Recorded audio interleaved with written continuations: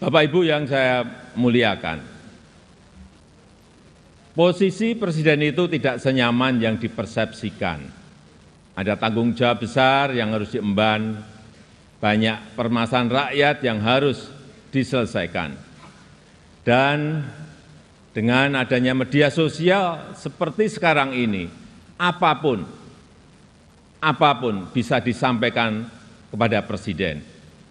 Mulai dari masalah rakyat di pinggiran, sampai kemarahan, sampai ejekan, dan bahkan makian, dan fitnahan, bisa dengan mudah disampaikan dengan media sosial. Saya tahu ada yang mengatakan saya ini bodoh, pelongo-pelongo, tidak tahu apa-apa, Fir'aun, tolol. Ya enggak apa-apa.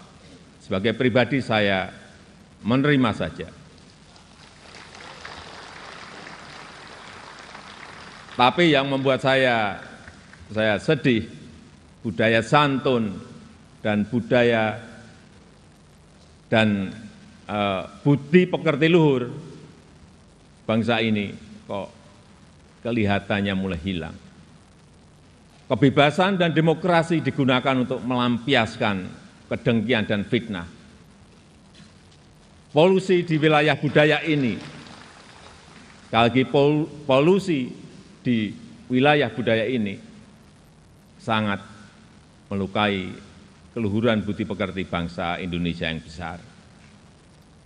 Memang tidak semua seperti itu. Saya melihat mayoritas masyarakat juga sangat kecewa dengan polusi budaya tersebut. Cacian dan makian yang ada justru membangunkan nurani kita semua, nurani bangsa untuk bersatu menjaga moralitas ruang publik, bersatu menjaga mentalitas masyarakat, sehingga kita bisa tetap melangkah maju, menjalankan transformasi bangsa menuju Indonesia maju, menuju Indonesia emas 2045. Ini yang bolak-balik saya sampaikan di setiap kesempatan, bahwa Indonesia saat ini punya peluang besar untuk meraih Indonesia emas di 2045, meraih posisi jadi 5 besar kekuatan ekonomi dunia. Kita punya kesempatan, dan tidak hanya peluangnya saja, tetapi strategi meraihnya sudah ada, sudah dirumuskan.